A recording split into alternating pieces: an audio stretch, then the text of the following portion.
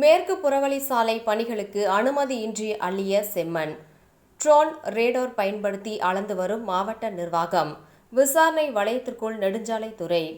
கோவை பாலக்காடு சாலை மதுக்கரை மைல்கல்லில் இருந்து 32.4 கிலோமீட்டர் தொலைவிற்கு மேட்டுப்பாளையம் சாலையை எளிதாக அடைவதற்கு 324 கோடி மேற்கு புறவழி சாலை அமைக்கப்பட்டு வருகிறது. மேற்கு புறவழி சாலையில் வழி நெடுங்க உயர்மட்ட பாலங்கள், தரைமட்ட பாலங்கள் அமைக்கப்பட்டு வருகின்றன. இதற்காக பல டன் கணக்கில் கிராவல் மண் தேவைப்படுகிறது. தேவைப்படும் மண் பல்வேறு கட்டங்களாக அனுமதி பெற்று எடுக்கப்பட்டு வந்தது. சில நேரங்களில் அனுமதியின்றி எடுப்பதும் நடக்கிறது.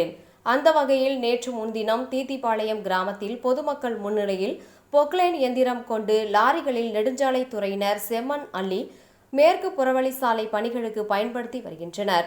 இதையடுத்து கோவை மாவட்ட கனிம வளம் மற்றும் சுங்கத்துறை துணை இயக்குநர் பன்னீர்செல்வம், கோவை தெற்கு வருவாய் கோட்டாட்சியர் ராம்குமார், உதவி புவியியல் ஆய்வாளர் குமரேசன், பேரூர் தாசில்தார் ரமேஷ், வருவாய் ஆய்வாளர் ஆகியோர் ஆய்வு மேற்கொண்டனர்.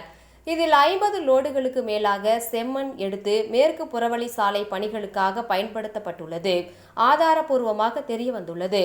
இதையடுத்து ட்ரோன் மற்றும் ரேடார் பயன்படுத்தி மண் அள்ளியது குறித்து துல்லியமாக அளந்து வருகின்றனர்.